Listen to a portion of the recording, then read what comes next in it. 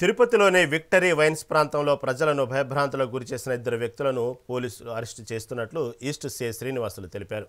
కత్తి తీసి హల్చల్ చేసిన వీడియో సోషల్ మీడియాలో వైరల్ అవ్వడంతో పోలీసులు అదుపులోకి తీసుకున్నారు. అరెస్ట్ అయిన వారిలో ఒకరిపై ఇప్పటికే 19 కేసులు ఉన్నాయని, రౌడీ షీట్ కూడా ఉందని సిఐ వెల్లడించారు. భవిష్యత్తులో ఇలాంటి చర్యలకు పాల్పడిన వారిపై నాన్ బెయిలబుల్ కేసులు, ఆర్మ్డ్ యాక్ట్ కింద కఠిన చర్యలు తీసుకుంటామని హెచ్చరించారు.